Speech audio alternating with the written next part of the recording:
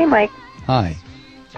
Well, I'm confused. I want to talk about Israel, and so can you even imagine any other country in the world allowing 530 rockets to fall before it took a step to defend itself? And then hearing the last segment, you guys were talking about not wanting to help fund the Iron Dome. The Iron Dome isn't just to protect Israelis. It's also so that they don't have to fire back and cause casualties in these areas of the Gaza Strip where the population is so densely populated. I just don't know. Tell me what you think would be an acceptable... When are the Israelis supposed to defend themselves? How can they do that? Well, wait a second, Mimi. Let me just turn it around and ask you something. You are a family.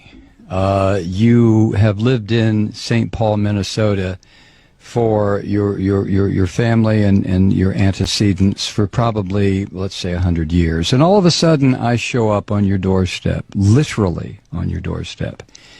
And I say to you, Mimi, get out of this house.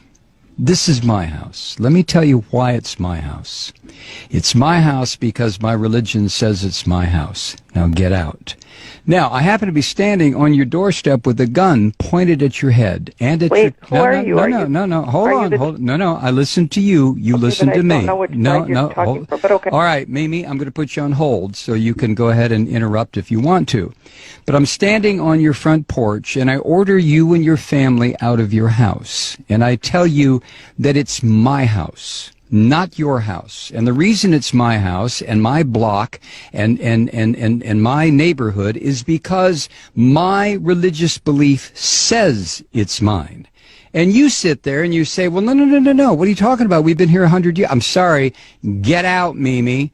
So you leave. And the reason you leave is because you know if you don't, I'm going to blow up your house and probably blow up your family. So you leave. And you move down the street.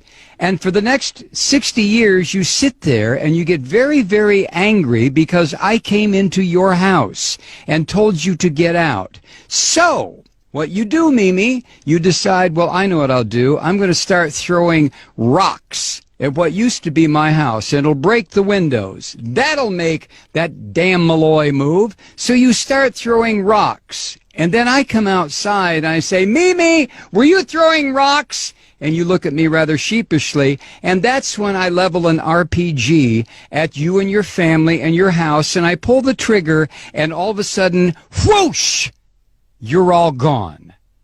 Now, which is the terrorist? You tell me. But tell me on another phone call, Mimi, because I'm not going to get involved in a big discussion about this. Thank you. Wow. When does Israel have a right to defend itself? Well, when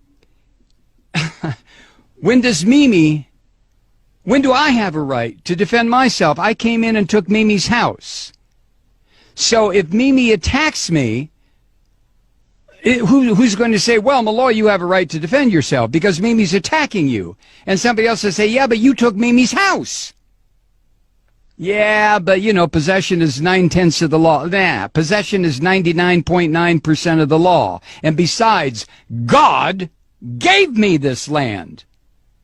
What the hell is Mimi doing on it? All I had to do was come here and remind her, Mimi, get out. God gave this land to me.